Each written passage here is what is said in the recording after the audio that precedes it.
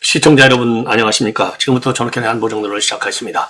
자, 이번 시간에는요, 우선 여한구 통상교섭본부장을 교체하겠다. 자, 이재명이가 지금 무슨 수를 두고 지금 전쟁 중에 있을 때는 장수도 바꾸지 않는다는 게 통설인데 말이죠. 왜 이게 느닷없이 지금 미국의 압박이 가일층 강화되고 있는 시점에서 여한구를 바꾸겠다는 건지 참 알 수가 없네요. 자, 그래서 관련 내용 여러분께 전해드리도록 하겠고요. 그럼에도 불구하고 미국 측에서는 지금 현재 또 압박을 지금 가하고 있습니다. 이번 압박은 우리 한국만을 대상으로 한 게 아니라 AI 문제와 관련해서 중국 쪽에 배팅하지 말고 미국 쪽에 줄 서라. 아주 노골적인 압박을 하고 있어요. 지금 이제 우리 한국 같은 경우가 그 강도가 더 세리다. 이렇게 저는 판단이 됩니다. 왜냐? 이재명 정부는 친중 노선이 너무나 확고하게 강하다고 한 것이 미국의 기본 시각이 아니겠습니까? 자, 그 다음에는요, 지금 이미 여러분께 여러 차례 말씀을 드렸다가 못 드렸는데, 공봉숙 서울고검검사의 반박 내용이 되겠습니다. 자, 이번에 말이죠, 지금 지금 그런 게 이화영 재판과 관련해서, 이 수원지법에서 재판에서 말이죠, 증거 60여 명을 신청했는데 6명만 법원이 받아들이고 나머지는 받아들이지 않았어요. 그러다 보니까 이제 당시 검사 4명이 집단으로 퇴정을 하고 재판부 기피 신청을 했어요. 요거를 법무부가 지금 요거를 갖다가 대검에서는 말이죠. 아무 잘못이 없어 징계를 하지 않기로 결정을 했는데 요거를 지금 법무부가 뒤집었습니다. 자, 그래서 요 뒤집은 근거가 뭐냐? 공봉숙 서울고검검사가 강력히 반박을 지금 하고 있는 성명문을 내놨어요. 자, 그 다음에는요, 지금 SNS에 지금 많이 나돌고 있는데 윤석열 대통령의 글이다. 자, 그러면서 말이죠. 윤석열 대통령의 글이다. 8,800자의 육필이다. 그러면서 윤석열 대통령의 육필 8,800자라고 하는 편지 빨리빨리 많이 공유해 주세요. 이런 취지의 지금 SS 글이 어마어마하게 많이 나돌고 있어요. 제가 보기에는요, 일단은 이게 사실이 아닐 가능성이 거의 확정적이지 않을까. 이렇게 판단이 됩니다. 여러 가지 측면에서 볼 때. 자, 그럼에도 불구하고 이게 SNS에 많이 나돌기 때문에 저의 판단과 그리고 내용은 일단 여러분께 공유를 해드리되, 이거는 윤 대통령의 이름을 빌린 그만큼 이제 부정선거에 대해서 우리 국민들이 분노하고 있다. 요 지점을 지금 공유하기 위해서 돌리는 것이 아닌가라고 판단이 되네요. 예. 자, 그러면 말이죠. 이 동아일보가 단독으로 보도하고 있어요. 자, 그래서 지금 여한구 통상교섭본부장을 바꾸겠다는 겁니다. 그래서 요 기사 내용을 말씀드리면 우선요, 지금 한미 통상 현안이 굉장히 지금 민감한 국면이고 지금 미국의 압박이 예사롭지 않은 시기에 교체된다는 겁니다. 자, 그래서 정부는 협상과 관련된 교체는 아니야 라고 선을 긋고 있지만 지금 시기적으로 볼 때 매우 뭐라고 그럴까요? 다양한 해석이 나오는 대목이 되겠어요. 자, 그래서 요 기사 내용을 보면요. 기사 내용을 보면은 지금 여한구 통상교섭본부장은 한미 관세, 그리고 비관세 장벽의 협상, 그리고 미국의 무역부 301조 조사 대응 등을 맡아왔어요. 그리고 이제 그 여한구 본부장의 교체 사실을 언급을 하면서도 대미 협상에는 아무 성과가 상당히 있었다. 그리고 협상과 관련된 교체는 아니다. 이렇게 선을 긋고는 있습니다. 그리고 미국은요, 한국의 대미 투자 이행이 늦을 경우에는 한미 간 합의된 15% 관세보다도 더 높은 수준의 관세를 부과할 수 있다. 이렇게 압박하고 있는 것으로 알려지고 있지 않습니까? 최근 들어서 미국은요, 강제노동 관련 12.5%의 관세를 부과했고, 추가적으로요, 과잉 생산 문제를 근거로 해서 추가 관세 부과를 압박하고 있는 상황이 되겠습니다. 자, 그리고 또 우리 한국 정부의 경우에는요, 3,500억 달러의 대미 투자 패키지의 첫 사업을 놓고 미국과 협의 중에 있죠. 자, 그래서 1호 사업으로는요, 텍사스의 지금 화학 공장, 발전소죠. 화학발전소, 복합화학발전소. 요거를 투자 1호로 검토 중에 있다는 소리까지, 보도까지는 나온 바 있고, 이것이 빠르면 이달 중으로 매듭 지어질 수도 있다. 이런 얘기가 나오고 있는 내용이 되겠습니다. 자, 그래서 텍사스의 가스 복합발전소, 그 다음에 이제 사용후 핵연료 재활용 문제, 탄소 포집, 이런 것들이 앞으로 말이죠. 이 한미 간의 중요한 통상 현안이 되겠습니다. 자, 그리고 김정관 장관도 7월 달에도 미국을 갔다 왔지만은요, 지금 다시 8월 말 9월 초에 다시 미국을 가는 것이 아니냐, 이런 얘기까지 나오고 있어요. 자, 그래서 통상교섭본부장은 단순한 부처 실무자가 아니라 미국의 무역대표부 USTR하고요, 상무부가 직접 협상하는 협상의 총괄 창구예요. 특히 지금은 투자 프로젝트를 선정하는 문제, 관세율 문제, 그리고 301조의 조사 문제, 이런 거에 대한 즉각적인 대응이 필요한 시점이에요. 따라서 정부가 협상과는 무관한 인사조치다라고 해명한다 하더라도 지금 몇 가지 가능성이 있어요. 하나는 미국의 투자 압박이 거세진 와중에 협상 라인이 흔들리는 것 아니냐라는 우려가 있고, 대미 통상 협상을 갖다가 청와대와 산업부 장관 중심으로 재편하려는 신호가 아니냐, 이런 해석도 나오고 있습니다. 그리고 새 통상본부장 임명 과정에서 협상의 연속성이 약화될 수 있다고 하는 우려도 제기되고 있어요.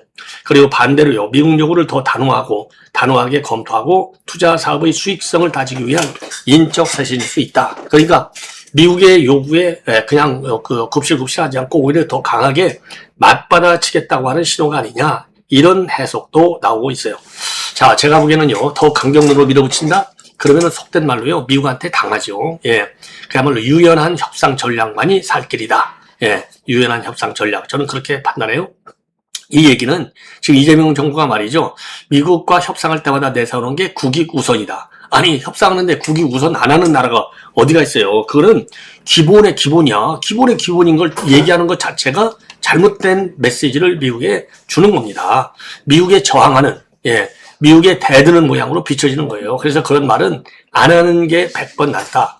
협상 진행 과정에서 협상 전략을 통해서 국익을 지키는 그런 전략으로 나오면 그게 되는 것이지, 꼭 말로 우리는 국익 우선이야, 이런 얘기를 굳이 할 필요가 있냐, 이겁니다. 자, 그래서 향후 관전 포인트와 관련해서는요, 후임 통상교섭본부장이 언제 어떤 성향과 경력을 가진 인물로 임명이 되는지, 자, 그 다음에는요, 투자 1호 프로젝트가 실제로 8월 말 9월 초에 확정이 되는지, 그리고 미국이 과잉 생산 관세를 한국에 어떻게 적용할지, 그리고 한미가 기존 15% 관세 합의를 유지할 수 있는지, 그리고 한국이 미국 투자 요구에 대해서 상업적 합리성, 그러니까 좀 이익이 나야 된다는 거죠. 요 원칙을 끝까지 지킬 것인지, 이런 것들이 앞으로 관전 포인트가 아닌가. 그래서 이번 인사는요, 인사 그 자체보다도 한국이 미국의 투자 관세 연기 압박에 어떤 방식으로 대응할지를 보여주는 시험대가 될 수 있다는 데 의미가 있는 것이다. 이렇게 보여집니다.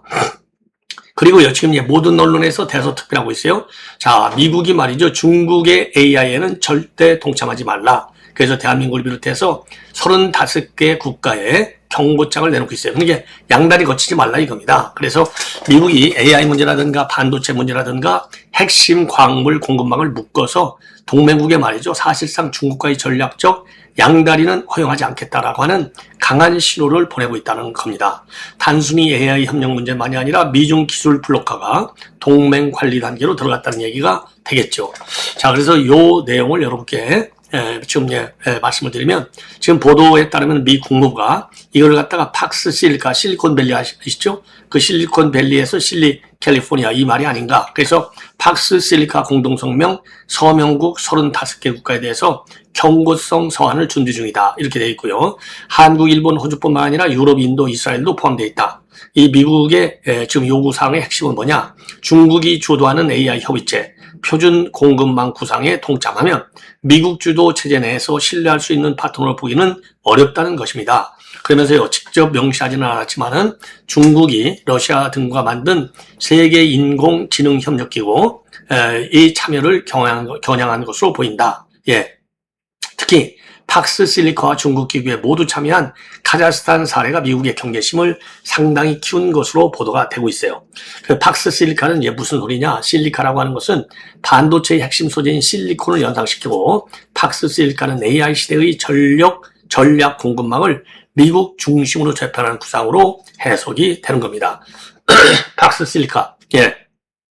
그래서 그 범위는 AI 모델 협력만이 아니라 AI 반도체와 첨단 장비, 데이터 센터, 전력망, 통신 인프라, 히토류, 리튬, 구리와 같은 핵심 광물. 자, 그래서 제가 고려아연을 계속해서 여러분께 말씀을 드리는 거예요. 핵심 광물 고려아연, 클라우드하고 AI 안전 기준과 기술 표준, 군사 및 정보 분야의 AI 활용. 즉, 미국이요, 동맹국이 요구하는 것은 중국 AI를 쓰지 말라는 수준보다도 훨씬 넓어요. 중국이 AI 생태계하고 전략 공급망을 통해서 미국 동맹망 안으로 들어오는 것을 차단하려는 데 목표가 있다. 이렇게 저는 판단이 되고요.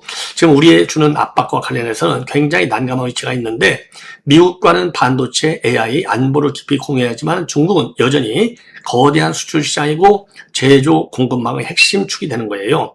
그래서 한국의 예상되는 선택 압박을 본다면 첫째가 미국의 AI 인프라 그리고 첨단 칩 공급망에 더 깊이 편입될 가능성, 그리고 중국 주도의 AI 표준 국제기구 참여 시에는 외교적 부담이 증가된다는 거. 세 번째는 중국산 AI 모델, 클라우드, 통신 장비의 공공 및 핵심 인프라 사용 논란이 확대되는 거. 네 번째로는요, 한국 기업의 대중국 사업과 미국의 수출 통제, 투자 심사 충돌 위험이 있다는 거. 다섯 번째는 히토리와 같은 대중국 의존도가 높은 공급망을 다변해야 하는 비용이 증가하는 거. 다만요, 이런 이제 문제점들이 있는 거예요. 선택 압박. 다만 한국이 중국과 모든 경쟁력을 끊을 수는 없지 않습니까? 당연히 현실적인 방향은 일반 상업 분야의 교육은 관리하되 첨단 AI 칩, 국가 데이터, 국방 통신, 핵심 광물처럼 안보와 직결되는 분야에서는 미국과의 신뢰 가능한 파트너를 중심으로 해서 선을 분명히 긋는 방식일 가능성이 상당히 크다. 지금은요, 제가 항상 얘기하잖아요. 지금 신냉정 시대거든요. 신냉정 시대에서는 내 편과 그게 내 편이냐 아니냐를 분명히 선을 긋지 않을 수가 없는 거예요. 왜? 한국은 최대 강국인 미국과 중국보다도 훨씬 약한 나라니까. 그런데 그 약하기는 약하지만은 한국과 미국과의 관계는 동맹 관계. 그러니까 동맹 쪽에 줄을 서야 되는 겁니다. 그래서 말이죠. 이게 지금 이제 보도에 따르면요. 로이터가 보도하고 있는데 일종의 이거는 서한 초안이라는 거예요. 서한 초안이지만 제가 보기에는요. 이대로 갈 가능성이 상당히 큰 것이 아니냐. 그래서 미국의 흐름을 본다면 AI를 경제산업이 아니라 국가 안보 자산으로 규정하고 동맹국의 기술, 광물, 표준, 데이터를 포함한 진영 선택을 요구하는 방향이 되겠습니다. 따라서 한국 정부 입장에서는요. 전략적 모호성의 공간이 AI와 반도체 영역에서 갈수록 줄어들고 있다는 신호로 보여져요. 그러니까 AI, 반도체 이런 긴밀한, 기묘한 이 전략 산업 부분에 있어서는 지금 전략적 모호성이 미국이 전략적 모호성을 절대로 용납을 하지 않는다. 투명성을 요구하고 있는 거예요. 전략적 투명성, 모호성이 아니라. 그거는 결국은 동맹으로 기울 수밖에 없다. 이렇게 판단이 됩니다. 예, 이렇게 판단이 돼요. 자, 이번에는요, 지금 이번에 이제 법무부에서 말이죠, 수원지검의 형사 6부장, 그러니까 김현우, 서현욱 전 6부장에 대해서 견책 징계를 청구했어요. 예. 자, 그래서 요거 문제와 관련해서 공봉숙 서울고검검사가 검찰 내부망에 수원지검 지법에 대한 징계 의결 근거를 밝혀라. 이런 제목의 글을 올리고 있습니다. 여러분들 뭐 잘 아시다시피 공봉숙 검사는요, 그동안에도 이런 이 정성호, 그러니까 현 이재명 정권의 여러 가지 검찰 개혁이라든가 이런 문제에 대해서 분명하게 의견을 달리하고 있어요. 자, 그래서 대검 감찰위가 무혐의 또는 징계 곤란으로 본 사안을 법무부 감찰위와 장관이 다시 징계 대상으로 판단한 절차적 실체적 근거가 무엇이냐 답하라, 이렇게 문제를 제기하고 있습니다. 자, 대검 감찰위는 지난 4월 관련 검사들에 대해서 징계가 어렵다고 판단했어요. 법무부가 별도 감찰을 통해서 징계 공고를 내린 이유를 공개하라고 요구하고 있습니다. 김현우, 서현욱 전 수원지검 형사 6부장에 대해서 견책 청구가 단순한 업무상 판단, 즉 재판부 기피 신청과 공소유지 전략을 사후적으로 처벌한 것이 아니냐고 비판하고 있어요. 검사는 형사소송법상 재판부 기피를 신청할 수 있으므로 당시 신청이 어떤 법리와 사실관계에서 권한 남용이 됐는지를 특정해야 한다, 이렇게 비판하고 있습니다. 그리고 기피 신청 사실을 대검에는 사전 보고했다는 취지로 언급하면서 법무부 사전 보고가 징계 사유라면 장관이 개별 사건에 사실상 직접 개입하는 선례가 될 수 있다고 경고하고 있습니다. 그리고요, 국민참여재판에서 검찰이 신청했던 증인 상당수가 채택이 됐고 이화영의 의중 협의가 유죄로 판단된 점을 들어서 당시 검찰의 문제 제기가 전적으로 근거가 없었다고 보기는 어렵다, 이렇게 주장하고 있습니다. 그리고 반대로 법무부의 시각에서는요, 법정에서 검사들이 함께 퇴정한 행위가 단순한 소송 행위의 범위를 넘어서 법정 질서 훼손 지휘 감독상의 문제 있는지가 징계 판단의 중심이 될 가능성이 커요. 특히 재판부 기피 신청은 가능하더라도 신청 방식, 시점, 법정 퇴정 경위 그리고 보고 절차가 적정했는지도 별도로 따져볼 수 있다는 논리가 되겠습니다. 그 정치적 파장이 이제 커질 수밖에 없는 게 이화영 사건은요, 현 정부와 이재명하고 연결된 민간 사물이 인식돼 왔기 때문에 검찰 내부에서는요, 이번 처분을 불편한 공소 유지에 대한 경고로 받아들일 소지가 있다는 겁니다. 반면에 법무부가 객관적 자료를 통해서 집단 퇴정의 구체적인 의법성, 지휘부의 책임, 대검 판단과 달라진 근거를 충분히 제시한다면 정치적 징계라는 비판은 줄일 수 있는 것이죠. 근데 이게 가능하겠습니까? 그래서 향후 쟁점은 결국 세 가지로 압축이 되는데 첫 번째로는 대검 감찰의 기존 판단과 법무부 감찰의 판단이 엇갈린 구체적인 증거와 법리, 그리고는 재판부 기피 신청과 집단 퇴정이 검사 징계 사유에 해당하는지 여부, 세 번째로는 법무부 장관의 개별 사건 감찰, 징계 권한이 검찰의 독립적 공소 유지와 어디까지 충돌할 수 있는지 여부, 요게 쟁점이 되겠습니다. 자, 이제 마지막으로요, 좀 빠르게 제가 말씀을 드리겠는데, 지금 SNS에 어마어마하게 돌고 있는 윤 대통령의 직접 쓴 6필 8,800자 편지, 요게 지금 나돌고 있어요. 그래서 제가 보기에는 이거는 우선 윤 대통령이 쓴 편지가 아니다. 이제 부정선거에 대한 국민의 우려와 분노가 크기 때문에 이런 분노를 갖다가 공유해서 투쟁 강도를 높이자. 이런 취지에서 윤 대통령의 이름을 지금 갖다 올려놓은 것이 아니냐. 자, 엄하게 얘기하면 이제 윤 대통령 이름을 도용한 것이죠. 저는 그렇게 판단을 해요. 왜냐하면 윤석열 대통령의 경우에는요, 지금 메시지가 나올 때 변호인을 통해서 내놓지 SNS에 글을 직접 올리는 경우는 없어요. 네, 변호인을 통해서 내놔요. 자, 그렇기 때문에 변호인을 통해서 내놓고 변호인들이 이거는 윤 대통령의 메시지다 아니다를 분명히 밝히고 있습니다. 그런 측면에서 신뢰성이 별로 없어 보인다는 겁니다. 예. 자, 그럼에도 불구하고 말이죠. 워낙 이 글이 SNS에 지금 난무하고 있기 때문에 제가 여러분들께 말씀을 드립니다. 자, 그래서 말이죠. 그리고 이제 윤 대통령 측의 공식 홈피라든가 공식 SNS, 변호인단, 이런 데서 전혀 나오지 않고 있어요. 예. 자, 그럼에도 불구하고 지금 요 내용을요, 한 10여 개 패러그래프로 압축해서 간단하게 정리를 해드리겠습니다. 자, 윤 대통령 명의 글은요, 국민이 겪는 혼란과 고통에 대해서 미안함을 표하며 시작합니다. 그는 자신이 편안히 임기를 마칠 수 있지만은 국가의 문제를 외면할 수 없었다는 취지로 전개가 되고 있어요. 그리고 대통령이 된 뒤에도 국정을 뜻대로 운영할 수 없었고 여러 국가기관과 관료 조직이 보이지 않는 힘이나 지시에 따라 움직였다고 주장하고 있어요. 이 때문에 국민이 기대했던 문제 해결이 이루어지지 않았다고 말하고 있습니다. 특히 부정선거 의혹과 이전 정보 관련 의혹을 조사, 해결하려 했지만 정보 부처와 언론, 수사, 사법기관이 침묵하거나 협조하지 않아서 대통령의 권한만으로는 한계가 있었다고 서술을 하고 있어요. 그리고 이 SNS 지금 SNS에 많이 나돌고 있는 이 글은요, 그러한 상황을 바로잡기 위해서 여러 가지 방법을 시도했지만은 실패했다. 결국 대통령 직과 자신의 안전까지 거래해야 하는 선택으로 계엄을 택했다는 논리를 제시합니다. 자, 그리고 경제적 충격은 회복할 수 있지만 국가 주권과 자유민주주의를 이루면 되돌리기 어렵다는 것이 요 글의 핵심 주장이에요. 계엄 선포는 그래서 개인적 안위가 아니라 국가 체제를 지키기 위한 결단이었다고 강조하고 있어요.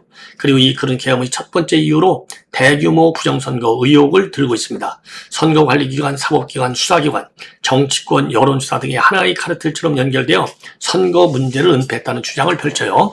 이어서 중앙선관위원회 사무총장 등 선거행정 책임자가 선거 결과에 부당한 영향력을 행사할 수 있었다고 주장해요. 또한 사전투표와 부재자 투표 과정에서 부정이 발생했다는 의혹을 제기하지만 구체적 증거는 본문에 제시되지 않고 있습니다. 그리고 두 번째 이유로는요, 국가기관과 사회 전반에 좌경화, 종북, 친중 성향이 확산됐다는 주장을 하고 있어요. 특히 이전 정부 시기에 공직사회와 노동계, 각종 조직에 이러한 흐름이 뿌리 내렸다고 비판하고 있습니다. 그리고요, 자신을 무능한 대통령으로 보이게 만들고 다음 정권 교체를 준비하는 세력이 있었다고 주장합니다. 또한 탄핵과 처벌의 위협 속에서도 국민을 외면하지 않겠다는 결의를 드러내고 있어요. 마지막으로 이 글은요, 지지자들에게 자유민주주의와 국가 주권을 지키기 위한 국민적 행동과 연대를 호소하고 있습니다. 대한민국을 더 강한 국가로 만들자는 구호와 함께 국민에 대한 감사와 존경의 뜻으로 마무리를 하고 있습니다. 예. 자, 시청자 여러분, 이렇게 해서 윤 대통령의, 제가 보기에 다시 한번요, 윤 대통령의 이름을 빌린 형태로 이 메시지를 지금 나누고 있는 것이 특징이 아닐까. 하지만 제가 다시 한번 말씀드리지만은 윤 대통령이 직접 쓴 육필 지금 메시지다라고는 보지 않는 것이 좋을 것 같아요. 자, 이렇게 해서 본 방송을 마치겠습니다. 대단히 고맙습니다.